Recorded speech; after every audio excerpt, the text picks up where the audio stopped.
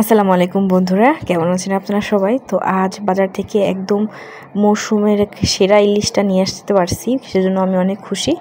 আর এই ইলিশ মাছের স্বাদটা এত বেশি বলার থেকেও বাইরে। তো আজকে এই ইলিশ মাছ দিয়ে একটা ইলিশ ভাজার রেসিপি আছে আপনাদের সামনে করে দেখাবো। বন্ধুরা, এখানে আমরা প্রায় 3টা ইলিশ মাছ নিয়েছি, বড় বড় সাইজের। এবার ইলিশ মাছগুলোকে লবণ হলুদ মাখিয়ে রেখেছি কিছুক্ষণ। এখন গরম তেলে একদম জালটাকে বাড়িয়ে টাটকা জালে একদম ভাজবো, গরম দাও দাও করে ঝালে ভাজবো। এপিটোপিট ভালো করে উল্টায় নেব। বিশ্বাস করুন বন্ধুরা, ইলিশ মাছ ভাজা ভালো লাগে না আমাদের বাঙালির মধ্যে এমন কম মানুষই আছে যারা ইলিশ মাছ পছন্দ করে না। কারণ ইলিশ মাছের একটা ঘ্রাণ নাকের মধ্যে কিন্তু আপনা আপনি চলে আসে, যাতে আমাদের খিদেটা কিন্তু আরও দ্বিগুণ বাড়িয়ে দেয়। আর বিশ্বাস করুন বন্ধুরা, এই ইলিশ মাছ ভাজাটা এত বেশি ভালো লাগে আমার কাছে, আমি তো মনে হয় 2 পিস মাছই খেয়ে ফেলছিলাম। ভাজার সময় খেয়েছি, আবার ভাত খাওয়ার সময়ও খেয়ে ফেলছি।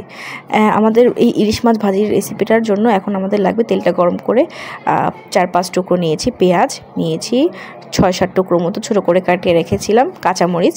এবার এই যে মিশ্রণটা আছে, এই মিশ্রণটাকে ভালো করে এপিটোপিট উল্টায় ভেজে নেব।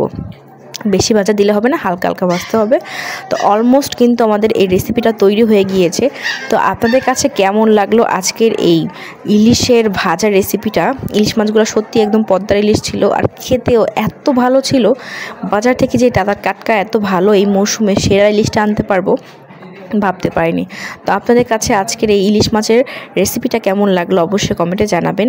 আর অবশ্যই হলেও ইলিশ মাছের এই মৌসুমে অবশ্যই এমন ইলিশ কিনবেন, খাবেন, নিজেও খাবেন, নিজের ফ্যামিলিকেও খাবেন।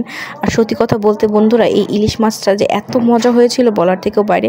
জানি না আপনারা কে কে ইলিশ মাছ পছন্দ করেন, বাট আমার বিশ্বাস আমাদের প্রত্যেকটা বাঙালি সবাই ইলিশ মাছ খেতে খুবই পছন্দ করে। তো আজকে এখানেই শেষ করে দিলাম। সবাই ভালো থাকবেন এবং আজকের রেসিপিটা কেমন হয়েছে অবশ্যই বন্ধুরা কমেন্টে জানাবেন।